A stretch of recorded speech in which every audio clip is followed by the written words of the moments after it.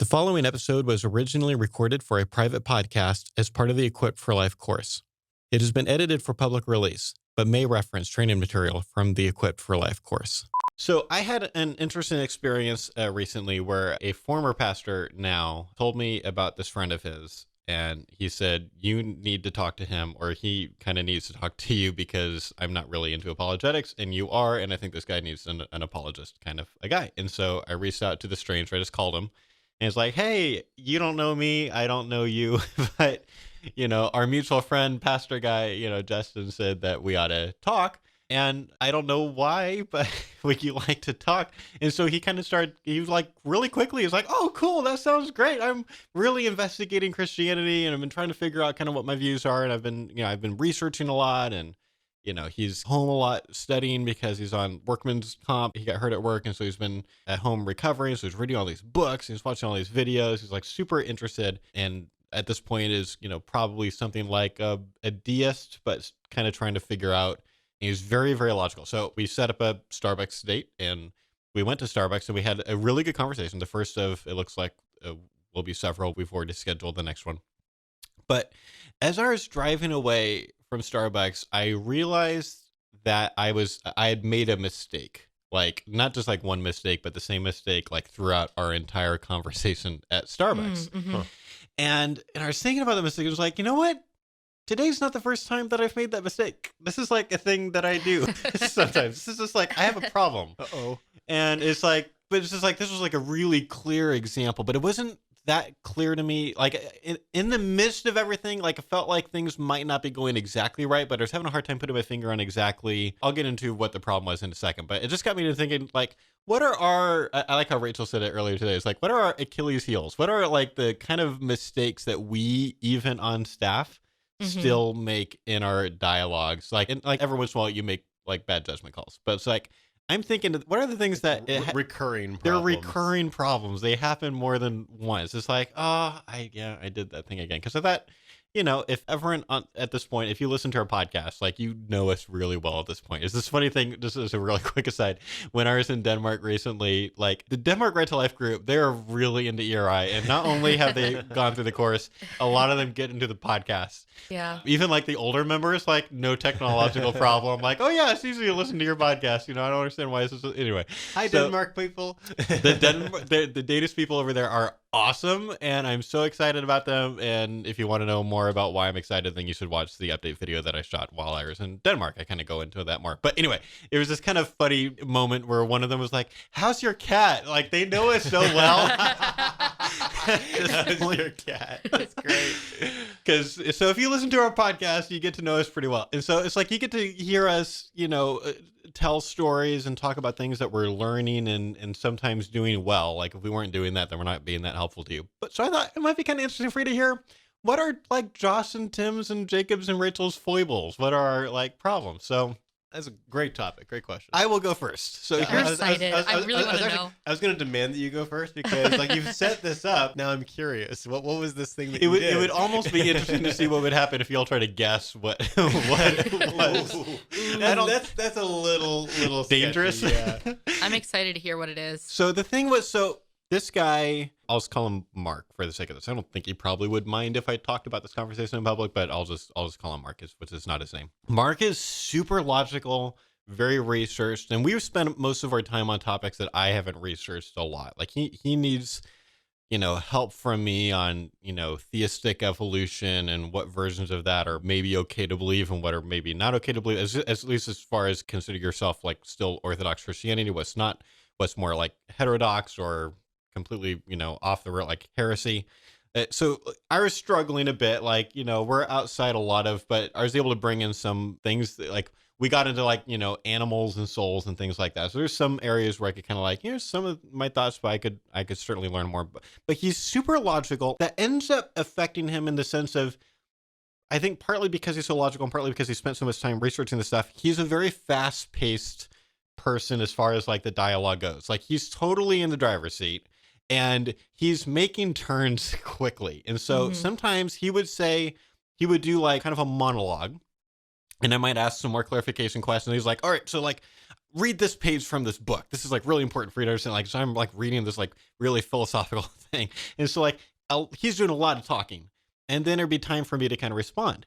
And I'd start responding, and he would interrupt me before I was done. He would kind of make this turn to this other thing that seemed really important to him. And then he would talk about that. And then I'd kind of respond with some thoughts. And then often he would interrupt me, and we'd move on to another thing. And I was totally letting it happen. Like I was never like, hey, I can you just hang on for a second? Like, let me get this thought out. You've asked me a complicated question. Here's, about halfway through my answer. I didn't do that because what was going on was I'm willing to go fast paced sometimes. Like I've told this story, I think, before, where I was at Fresno State one time, and this guy kind of walked by, and you could just tell he's like a philosophy guy, just like from his look, just like the way he dressed, the kinds of glasses he was wearing. It's like I felt drawn toward him, and he looked at the thing for a minute, and I was like, hey, what do you think about the issue?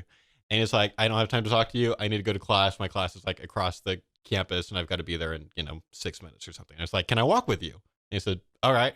And so we walked, and we did it was like the West Wing kind of walk and talk. Like we're quickly walking, and we're talking quickly, and totally there could have been a Steadicam guy right in front of us, And so we're doing this real, like, it's not the way I usually dialogue. I'm usually kind of slow, and I'm taking a lot of common ground. I'm very common groundy kind of a guy. And here, nothing. No common ground, no clarification questions. No time to build rapport. No rapport building. It was just rat-a-tat-tat. Total debate. And he'd say, well, so there's this problem. I'd be like, oh, well, but here's how we'd respond to that. It's like, yeah, but then what about this? And we've thought about that, though. Here we think about this. And then we get to his classroom, and he's like, thanks, that was great. And then that was it, So it's like... That's a nice little argument snack. Yeah. I've used this as a sort of like, sometimes you got to, kind of match people, and sometimes what people need from you is going to be a little bit different than what you naturally do. So I'm willing to do that. And I don't think there's anything necessarily wrong with that. It's not the most optimal. It's not as good as an hour with a lot of common ground in it, but every once in a while, fine. I don't think my mistake with Mark necessarily was that I was willing for things to go kind of fast paced, and it's not as much common groundy sort of things going. Like I was finding common ground, but it wasn't as much rapport building as like if you listen to our example dialogues. Like those are a lot more, like it's still a little bit artificial. This is studio, and it's but it's a lot. It's a more closer. patient style. It's a more patient style. I think my mistake with Mark was that I kept letting him interrupt me. I think like the first time was probably fine, but the fact that this was a pattern, I think it ended up like it wasn't only a little bit frustrating for me. Like it wasn't like a really big deal, but it was a little bit frustrating, a little bit like, is this conversation going like that well? But it was more like Mark's not getting the help that he wants. Like he wants, he wasn't just like hanging out for, like he's motivated. Like he was texting me every once in a while, hey, are we still doing this? Afterwards, he was the one initiating, like, hey, let's set up round 2. He didn't say round 2, but like that kind of thing. He's wanting my help, my thoughts, like, and I can be at least somewhat helpful to him on some of these things. I was able to like philosophically work out, like, there's this like really important syllogism that he's trying to make to work out his new theological view. And I'm like, that's the premise. That's the problem. That one, there's a fallacious thing going on there. That premise doesn't follow from the other things. And I explained that like a couple of times. And I still don't know that he fully gets it. I can be helpful to him, but I can't be totally helpful to him if I can't get my thoughts out. Like I'm getting like half my thought. He's assuming he knows where I'm going. Like clearly he's not being malicious. This is not like the kind of debate where it's like, he's trying to beat me. Like he feels like we're on a team. We're trying to work this out, or I'm kind of assisting him in working out his theology. But it's just like, because he's assuming he totally knows where I'm going, then he's jumping in to kind of get us moving. So it's like this innocent thing that he's doing, but I end up not helping him as much because I'm letting him just cut me off and move on to the other thing. And this is a pattern for me.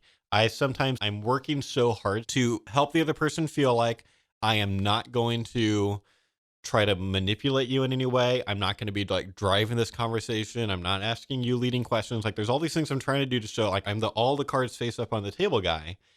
And sometimes I end up going too far on that, and it ends up hurting the dialogue. It would be good for me to be like, hey, just 1 second. Just like, I need 30 more seconds to finish the thought, and then you can take this wherever you want. But what I'm going to be trying to do in the future is try to be more lobster, dominant lobster. They're like, wait a minute, and just like more assertive or something. A little bit more assertive. Don't cut me off every time I've got a thought here. There you go. I've got a clarification question. So That sounds like an example of a species to me, not a genus. And I don't mean lobster. It's Totally could be. Yeah. But what I mean by that is, like, it could be that there's a general problem Mhm. of you're not like assertive enough in your conversations, or you're not as quick to have the meta moments, the hold on kind of moments. This is like the specific case. So Yeah. what I'm wondering is, do you think there are other things that are in this kind of category that you're also struggling with?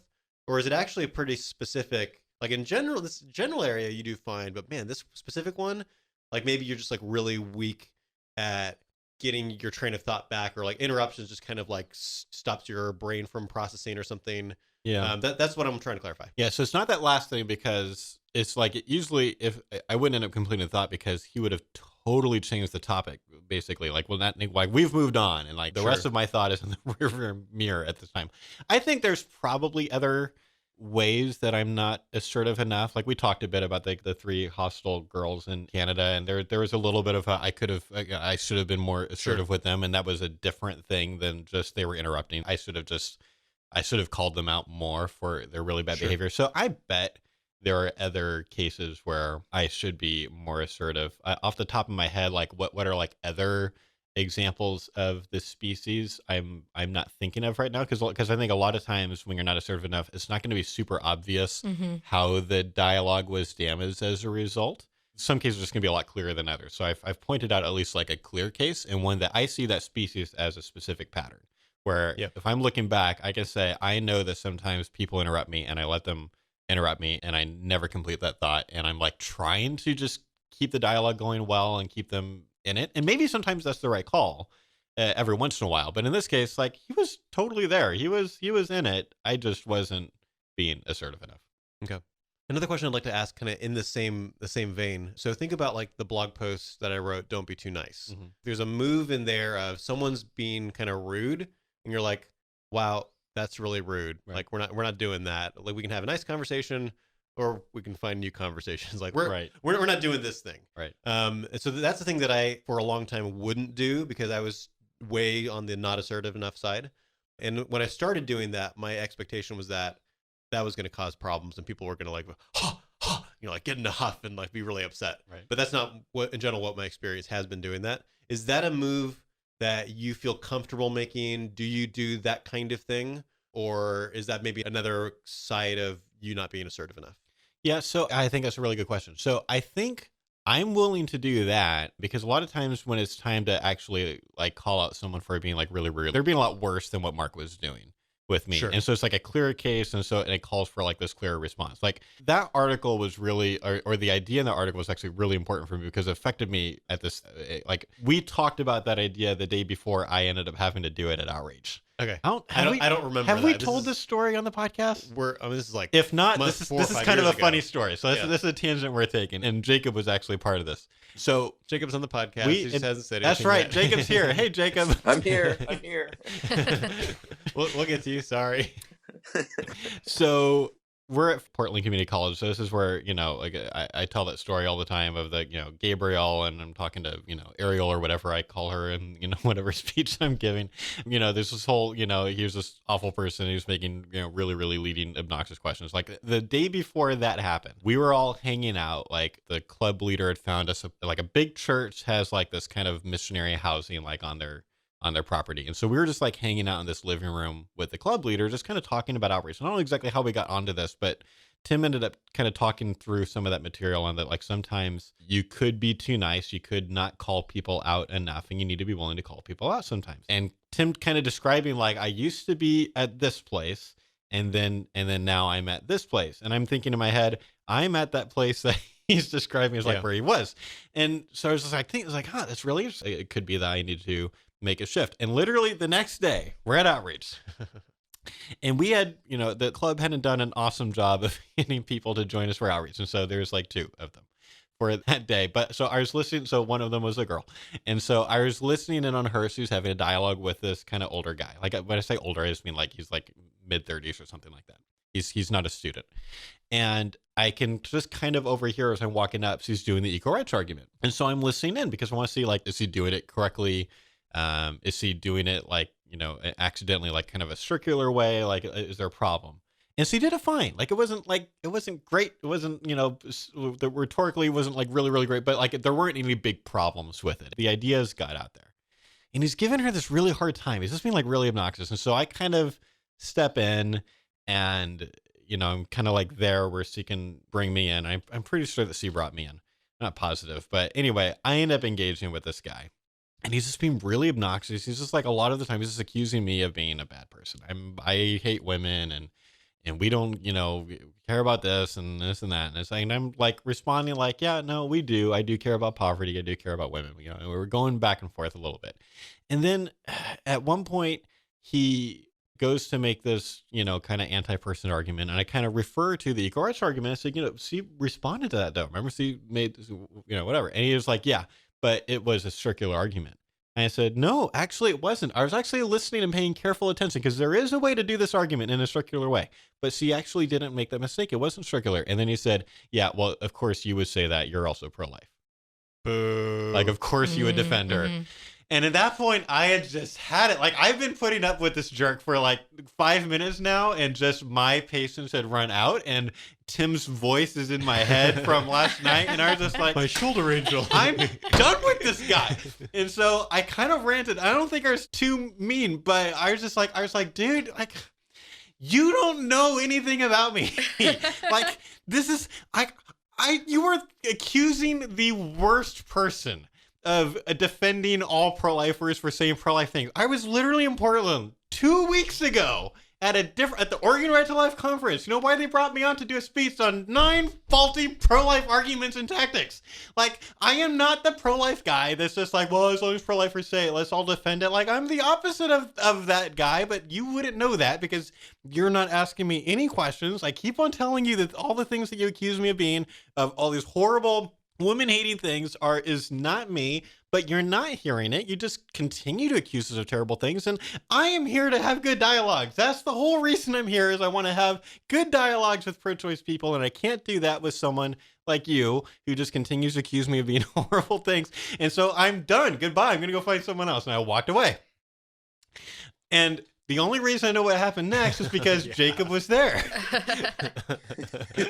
Yeah, I'll say clearly he doesn't have any idea the amount of, I don't want to say hate mail, so we'll just go with like severe dislike mail from other pro-life organizations who are like saying, you guys you're being too nice. You just want to hang out with these guys and sit around shade trees and talk.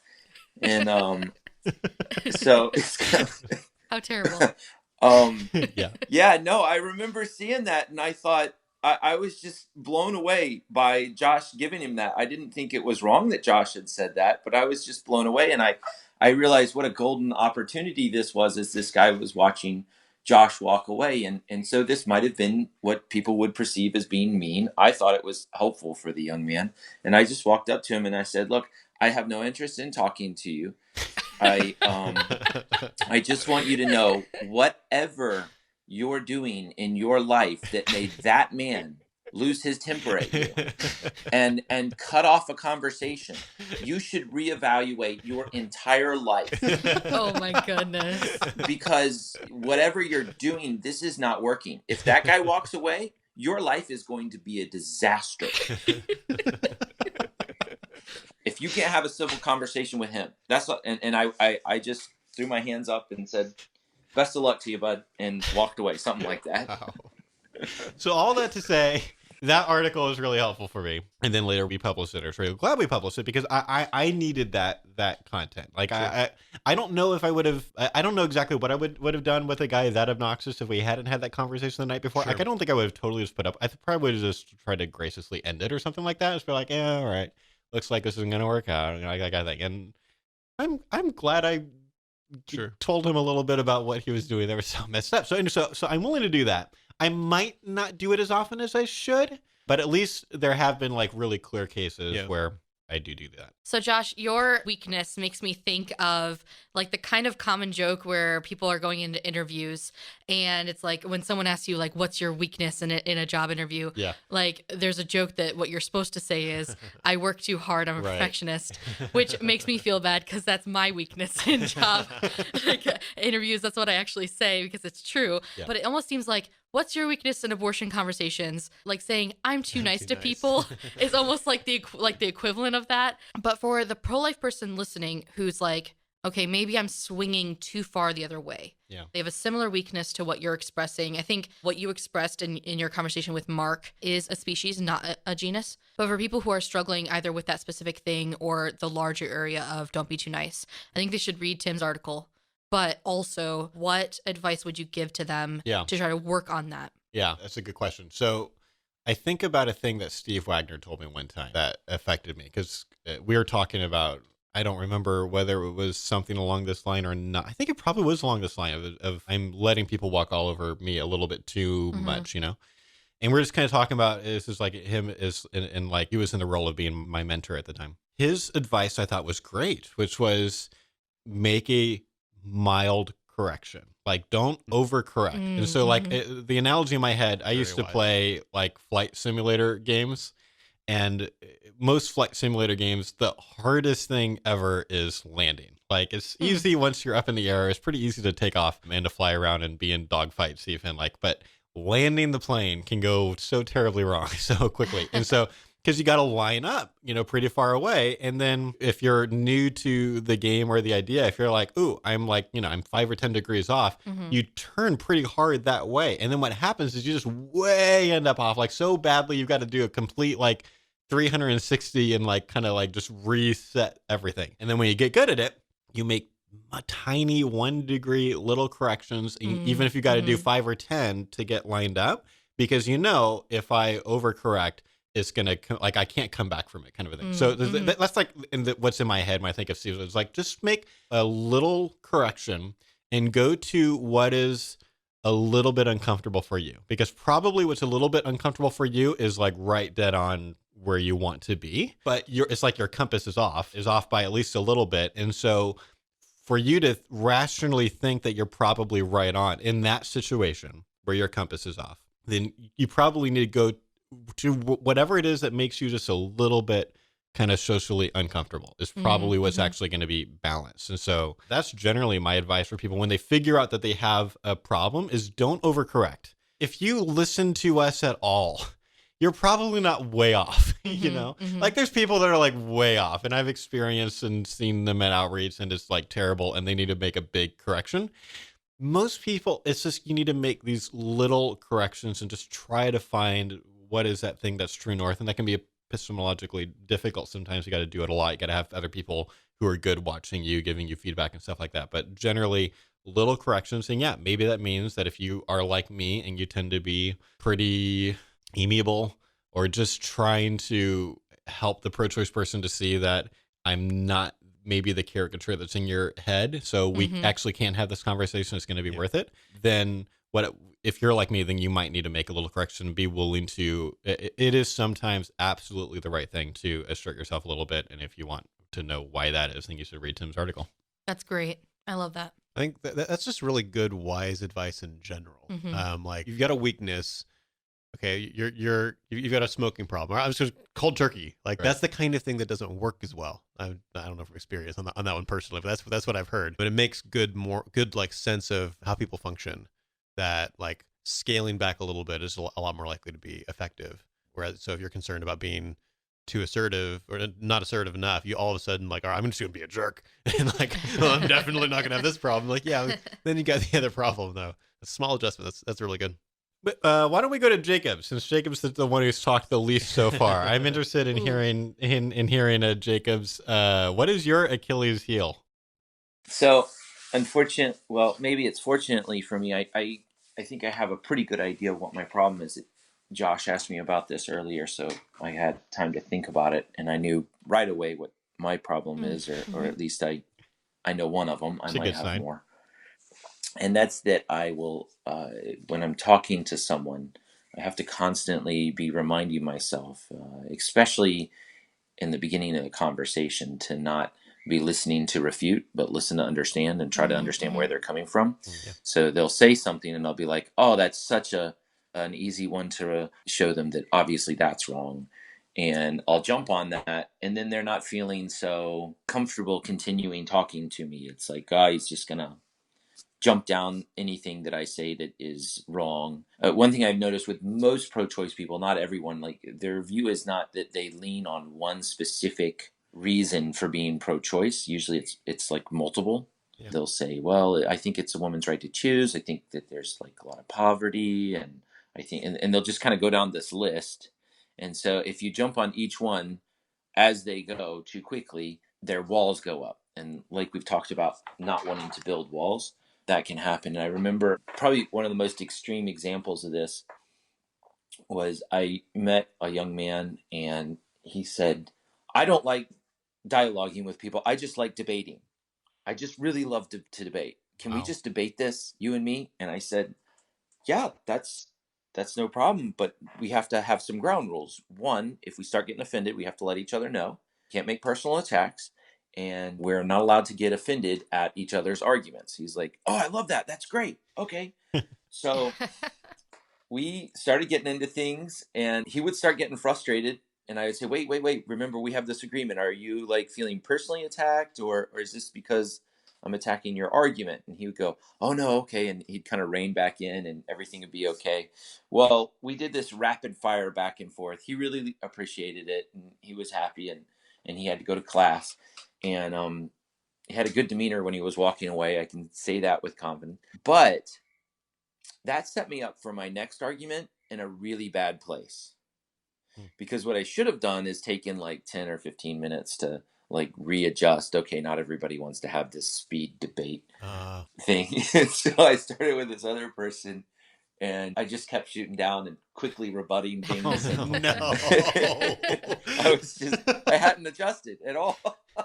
That's interesting. And they got really frustrated. And I don't remember if they said something to the effect of, well, if you're just not going to listen to me, or if they just kind of graciously exited the conversation. But I do remember them walking away and going, wow, that was bad. And so, but to a lesser degree, I suffer from that because somebody will be making some kind of, it was just happening at church yesterday. I was talking to somebody and he was bringing up what I thought were just not good points. And so I was trying to clarify some of those and show how they weren't good points. And it started shutting down the conversation. So I had to readjust and just kind of, hey, sorry, I should have listened more to what you were saying and take in more of what that person was doing and move on from there before trying to shut down their argument. A lot of times if they can just think about it, or as they talk about it, they're thinking about it, they'll come back around and say, okay, I don't agree with what I said earlier, especially if they feel safe and their walls are coming down. That's really where you want to get people to go, is to where they're really evaluating what they believe and why. I want to ask you a clarification question, Jacob. So your description of this as a like recurring weakness for you is somewhat inconsistent with my experience of watching you in dialogue. So I want you to clarify. When I've watched you, I've always been really impressed with how well not only you listen, or at least it seems like you listen. You might just be a really good actor. But also like it seems like the people that you're talking with seem to feel listened to in general. So I think that means like there's like a couple of possible ways to explain this like seeming contradiction. One of them is something like you are kind of spotty. Like in general, you do pretty well, and sometimes you just kind of have kind of weak moments where you kind of fall into this trap, and that's the problem. And I'm not seeing those. I'm seeing your good conversations. And the other possibility that's in my mind, and it could be a third possibility, but the second possibility in my mind is that what you mean is something like this is really hardwired natural tendency for you, and to some extent, and you're still working on it, you've learned to overcome, and like you've had to really make adjustments. Like your natural tendency when you're at the shooting range is to shoot kind of right, so you aim left, and you like really help yourself to avoid falling into this. Is it one of those two things? Am I missing something? Like my impression from watching you is that you're pretty good at listening. I think you're right on the former. Okay. I'm more spotty. Maybe I will say that probably when I see someone else like you or Josh or Rachel or somebody like that kind of coming in, it helps remind me. I don't want to say that I get nervous because you come in. I don't feel like that happens, but it's kind of a reminder. Hey, like an accountability kind of a yeah, moment. almost an accountability thing. Yeah. And I can say that I don't do it very well the better I know someone. So it's something that in just kind of my personal life, people that I know well, that I struggle with more than with a stranger. And then I certainly think I can be spotty with strangers, like yesterday at church. And part of it, I will say, is practice too. If I'm going to a day of outreach, my first couple of conversations aren't going to look the same as my last ones the next day. I'll get some of my edges knocked back off and get back into the kind of the groove of things and kind of just re-hone things. Oh, I don't believe this skill that we have of dialoguing and talking to people is one that you learn and never forget, like riding a bike. I think it's something that we can get the basics down, and it's easier to reacquire it. But at least for me, I'd be curious to hear from you guys, but for me, if I've been out of it for a while, it can be there's a little stumbling to get back into the swing of things. I think actually that's a really interesting thought, because it sounds a lot like something really fascinating that I heard. This is going to sound way out of left field to you guys for a second, but I have a friend who's really into watercolor painting, and she just took a class from like this world renowned, it's like a week long with some other painters in this world renowned, like he's an amazing painter, and he said something that really has like it kind of changed the way he lives a little bit. That was really surprising to me when I heard it, which is like you need to get your brushes wet every day. Basically, it's like even if it's just 20 or 30 minutes a day, you need to just like don't worry about what the product is like at the end of it. You just need to get your brushes wet, because he said that painting is a perishable skill. Yeah. It's a thing that goes away. And he said that even for him, if he goes a whole week without painting, it feels like he's starting from square one, which was like, what? Like, that sounds like really weird for someone who's like this world-renowned painter. Yeah. And it's certainly like I don't think piano is the same way. Like, I think certainly there are things that I used to be able to do that I can't do anymore because I don't play nearly as often as I used to. But there's a lot of it that I've retained. And like, so I just haven't experienced something like that. I wonder if dialogue is somewhere in between piano and watercolor. Like, it is somewhat perishable, and it's easy to kind of, you get into a groove of being really good at listening to people, but like, since that's not the norm, that's not like what our natural, how we're naturally geared. If we, both stop dialoguing for a while and we're not really intentional about it, it's like the pull is going to be not to turning that inner monologue off, or at least down a lot, is going to be towards not listening very well. Yeah, I think that makes sense. I think I'm trying to process this idea. It's a really, really interesting thought. I think because my experience is when I haven't done outreach in a while, I struggle more as I'm getting going. I think it's not like I've forgotten that it's important to listen to people. It's not like that kind of struggle. Yeah. Like I'm aware of that kind of thing. I haven't played piano in ages. If I played the piano now, I'd probably have like okay posture because that was drilled into me enough. Right. But like I had nothing to like work with. I don't remember any songs. Right. So I think kind of similarly, like I know kind of the general posture, like the kinds of things that I've drilled, like that kind of thing in terms of outreach. But like I can't just effortlessly play. Like when you're playing the piano, you get to a point where you're not thinking about every single note that you're pressing. Right. Like no one can possibly do that. Like you're kind of feeling it. You're operating on muscle memory and like a certain kind of instinct. Mm-hmm. And I think that's a lot of what I am doing these days at outreach. Is like there's a certain kind of instinct that I'm operating on. Yeah. And I think when I haven't done outreach very much recently, my instinct is worse. And then so I end up kind of like getting into trouble because I'm like, I'm going to try this thing. And it's like, well, that didn't work. Whereas if I'm doing it regularly, like I've got like my instincts are sharper. Yeah, that's interesting.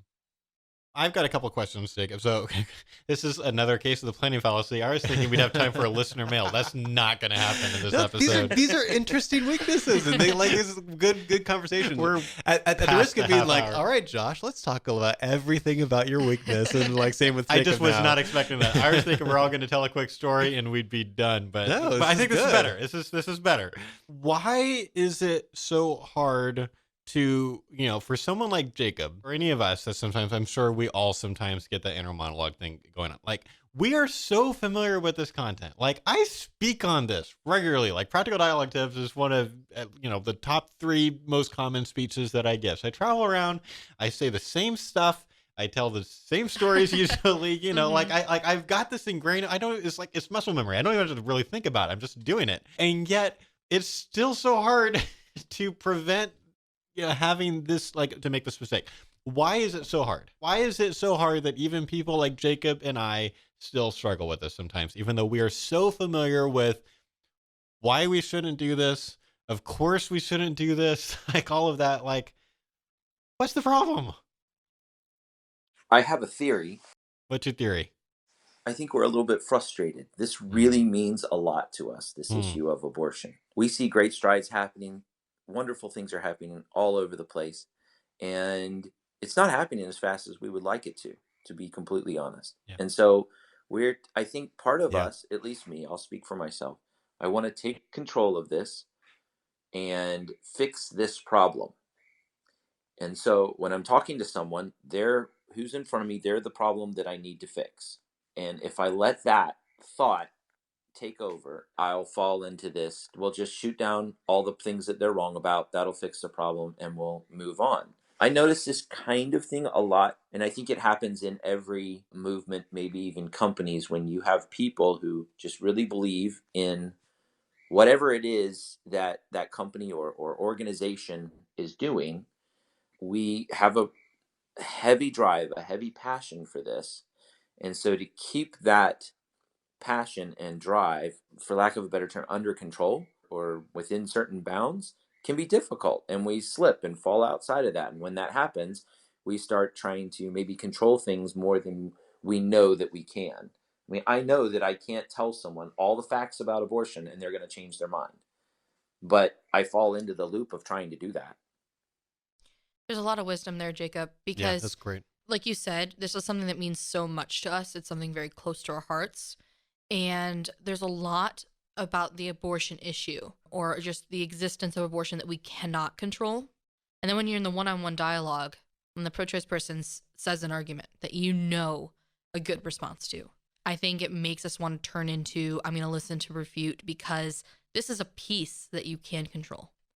I might not be able to control this overarching problem, right? But I have a solution to what they just said, right? And now I'm going to jump on that because I can't find control in other places. I think we want to naturally go into that.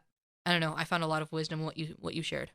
Yeah. Yes. Like, for me, like, there's a part of what Jacob said that totally connects with me, and then there's a part that, like, is not at all. Okay. And so, which is interesting to me. The first thing that you said, Jacob, where you talked about, like, maybe it's because it matters so much to us. I don't think that's what it is, at least for me, because I sometimes do bad listening when I'm talking with someone about something that doesn't matter at all. And so it's not that, but the idea that we're so focused on problem solving, I think that definitely makes a lot of sense to me. This is the classic husband wife, you're listening because you just want to solve the problem as fast as possible. And that doesn't make her feel listened to. Like, problem, like, I think that would explain a lot of it to me. Yeah. I think what you said, Jacob, was really, really great. I think we're all just like reeling and resonating with that. We just didn't have Jacob on the podcast every time, basically. I think it calls to mind kind of like general thinking about when people are doing strategy. You strategize to try to solve a problem because you care about the problem. But if you let kind of your like desperation, I almost said passion. That's not what I mean. You're like you when you feel desperate, I think that's a particularly vulnerable time to make bad decisions because you're not in a rational frame of mind. Yeah. Like, we have to do this now. Yeah. But the solution that could in theory work right now is one that doesn't work as well as maybe a smarter, longer term kind of plan. Yeah. Okay, I'm sorry. So I am really distracted right now, and I just need, like, I'm like, at this point at an editing level, I know I'm not going to be able to actually remove this because it's going on while you're talking. Jacob, are you recording in a rainforest? Like, what is going on? Like a bird. I'm hearing birds chirping. Yeah, I'm sorry. The problem with telling your kids you can have something as soon as you get these things done is they if they really want that thing, they work really hard. So they wanted birds. So that's what you hear in the background. And I made some outrageous goals for them, and then the little boogers met the goals. And so now we went from having one dog, and now we have one dog, and somehow we got 4 birds. I'm not sure how that happened, but that's where we're at. Really funny. You podcast out of there. What were you thinking? Okay, so maybe let me ask you a different question, but on the same topic. There's something interesting in Jacob's story where he had done this thing where he did something kind of like what I did, where he ended up kind of matching this guy and doing kind of this, let's do more of a debate or a rat-a-tat-tat kind of an exchange. But then what happened with Jacob was he didn't like course correct and kind of like reset before his next conversation. And then he just ended up still in rat-a-tat-tat mode for this other person and just torpedoed that conversation. And so like every once in a while, it is good for us to match with another person if they need something that's a little bit different than us. I think it's fine to sometimes do rat-a-tat-tat, but definitely we're going to need to be able to reset afterwards. We got to be able to find true north again and just kind of be ready to go into that next thing. I'm just wondering if anyone has any practical tips for how people can do that. I don't have anything very practical. Like when I have a bad conversation that like turns like they're being kind of aggressive, like I certainly don't want to be in that kind of a place in my next conversation. So I think I try to like take a beat to emotionally reset or something, but I don't have anything like really like a practical suggestion. Do y'all have anything? I've got a couple of quick things. One, I would say just take a few minutes, go for a little walk, think about what happened, and then think about how you're going to handle the next conversation. So you're mentally preparing yourself for how you're going to have the next one. And if you don't feel like you're really back to where you need to be, I found it really helpful to talk to some of my peers, to one of you guys, even go talk to another student or something, another pro-life student, a member of the club or something, I think can help with that kind of thing.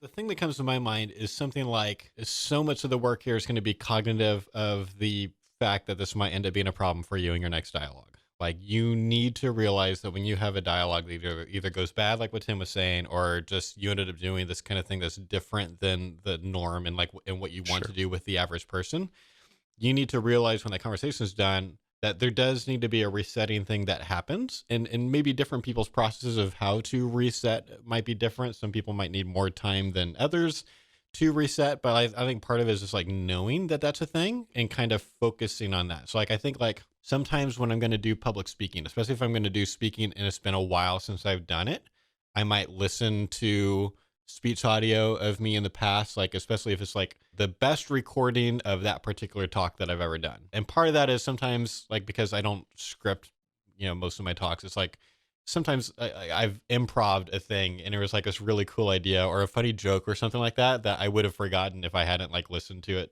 right before doing it the next time. But part of that is also I'm just like trying to get into that mode of how do I want to be as a speaker? And I'm looking for things that I could be doing better. And so like rate of speed, like if there's any mistake that I make as a public speaker at a recurring level is that I talk too fast. I'm thinking fast and I'm trying to keep up and I end up talking sometimes too fast for the audience. So the audience has to kind of work to keep up and that's not ideal. And so sometimes that just means like, especially when I know the material enough and it's just like an outline in front of me, like what's going on in my head, my inner monologue is don't go too fast, don't go too fast. Am I going too fast right now? How do I feel about the speed that I'm going right now? Oh, I'm pretty good with this right now. I'm doing fine right now. And then later it's like, oh man, there's like, I'm going too fast to slow it down.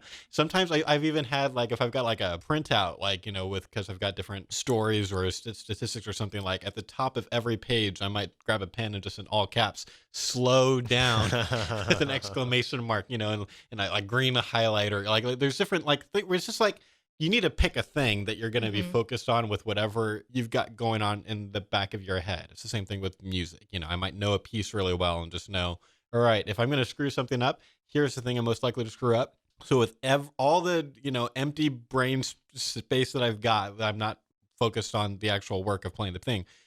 Try to be thinking of that. Have good posture, or whatever it is. Don't play too fast or whatever it is. I think it's probably going to be something like that. So if I've had this rat-a-tat-tat thing, and I have the wisdom, and like I'm present in the moment, like I'm mentally present enough that I can think, oh yeah, remember that really good story Jacob told on the course podcast? Like I don't want to have that happen to me. So I need to, like, before I jump into my next dialogue, I need to take, maybe it's just a few minutes, maybe it's a half an hour, and go on a walk and just like think about, what do I want to sound like when I dialogue with the average person? Well, it's not like that. That was what that guy needed. Fine. But I need to be back to normal, for the next person. And we could have challenging conversations, which are more of the debate type. We could have emotional ones where they get really sad, or really heated, angry conversations, or maybe this person's like hyper intellectual. So whatever those conversations are, I would say maybe you have like maybe one of those in an outreach, and you need to reset before the next conversation so that that's not like bleeding over into how you're setting up this next interaction. You need to take care of your inner child, and sometimes your inner child needs different things.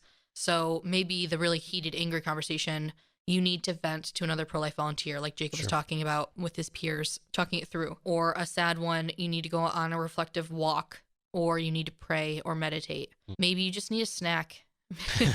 Like whatever it is, like, you're going to get to know yourself as you get more outreach experience and have those coping mechanisms which are healthy and help you process, so that every person you talk to, you're able to help them in the way they need. And it's not bleeding over from being influenced of the angry pro-choice person you talk to in the morning or whatever. One more question for Jacob. So, and this is a little while ago, but I flagged it in my head as like, this would be a worthwhile thing to talk about. Jacob, you commented on how it's easier to be a good listener and do like the good dialogue things with strangers than with people that you know better.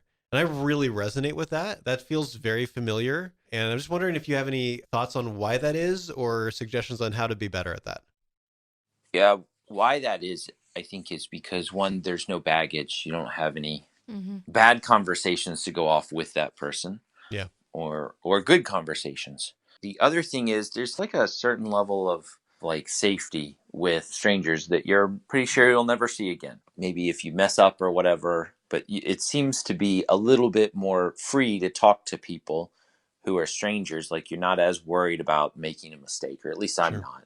And I don't mean that you would like be telling them all these crazy things, personal things about yourself or anything. I just mean like, some of the small mistakes that we make, or things that we've done, or maybe even the weaknesses that we know we have.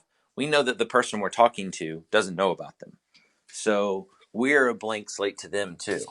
And we can set ourselves up to control how they see us in some way. How to fix that with people that we know, I think as Christians, we're called to do that by being more loving and just working on becoming a follower of Christ and following some of the guidelines he's given us. And we can get better that way, to do the things that Jesus tells us to do, by loving our neighbor and not holding grudges and not keeping lists of wrongs and those things. So if all that's true, then probably if we go back to the like landing a plane analogy, it might be that when you need to make a course correction with strangers, maybe it's like you need to make like this 2-degree change, but maybe you just need to know that with your friends, it might need to be like a 5-degree change. Like, it's a little bit more. Because you're overcoming a bad pattern or baggage or something. Right. Yeah, I think that's good. I agree. I was going to share something a little bit later, but it's related to this. Yeah, go ahead. Go for it. So when I was sharing my Achilles heel, I was going to do 2, but one of them is really related. So I'm just going to tie it in with Jacob's point. So for those who I know, who are my friends, I have higher expectations and desires for them than I do the stranger. Yeah. So in a very Christian way, like I do love the stranger. I want to help them. I want to minister to them, but I almost have a higher expectation for like how quickly my friends are going to get to where I want them to be, and for how they're going to treat me in the abortion dialogue. And it burns it. It destroys the conversation. And this was a weakness that I struggled with a lot in the beginning pro-life days. And like, I kind of burned bridges with different friends, and we were never able to talk about abortion again, just because the first conversation was so terrible. Yeah. I think some of the things that were going on for me in my head during those conversations were like, don't you know me better than this? Right. They would be really like uncharitable to pro-life people. But I'm in the Students for Life group. You know that. I go to the club meetings. I do these outreaches. And you're talking about my activism in such a cruel way. Don't you know me better than that? Yeah. You know I'm not an idiot. You know I'm not illogical. And yet you're saying that pro-life people are that way when you're talking about abortion with me right now. Like, You're going to take it personally. I took it very personally. I felt very insulted and condescended, and that affected the way I was in the conversation. I was much more ugly and didn't use the practical dialogue tips as much, or just the way I presented my arguments was much more tit for tat. Like, I wanted to debate with them, and it sucked. Like, it was terrible. I had this a couple of friends that just, it was bad. And when I'm with the stranger at outreach, I kind of I'm much more gracious because I don't have all of that expectation. Yeah. And so relational apologetics for me in those days were much more challenging because I was thinking about it the wrong way, because it's not personal.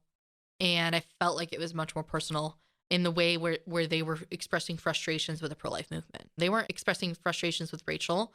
They were just venting and things that I didn't understand at the time. And so this is something that I've heard other pro-life friends experience too. Yeah, it's like, I think a lot of times what was going on for your friend, and this might not be, I'm not excusing everything that he says. He probably said a lot of like nasty things in there, but like what was actually going on for her was she's thinking of you as like this exception. Mm-hmm. Like she still likes you, but she's like, and that's why she's like so frustrated. It's like, yeah, but you're not like all the other pro-lifer. Like all the normal pro-lifer is this awful, person who hates women and all these things, but you're not like that. And so like there's this like disconnect for them, but still like it's not like they're forgetting all that. They're just like, there must be some wires crossed here or something. Like you like they're still thinking of you as an exception. So if they make some kind of broad sweeping slam against the pro-life movement, they're not necessarily lumping you in their mind with that slam. It might be more like, look,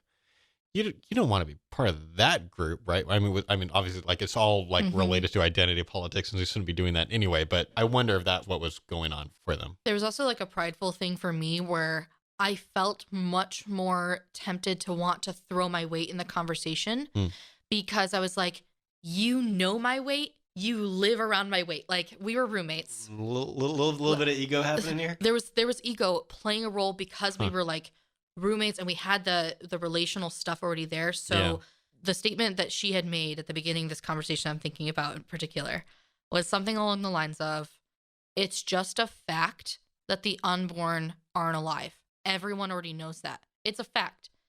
And I brought in, do you mean biological or philosophical here? She's like, it's just a fact and you're in denial. And I was like, not an answer to the question. That's pretty rude. It was pretty rude. It was in front of the other roommates. And it just didn't go well. And I was like, well, remember, I spent a lot of time doing this, and you're acting like I've never thought this through before, and I'm just being ridiculous. And she's like, well, everyone needs a wake-up call. Like, it was just real. Wow. It was, like, bad. Wow. I don't know. That's a don't be too nice. Like, that was really rude like, kind of a moment. I've had conversations go in that direction. But I think a lot of it had to do with that person. But my attitude in the conversation was much more defensive than it needed to be as well. Sure. So it was a two-way street. Okay, so for the sake of everybody, this took a pretty hard turn just now.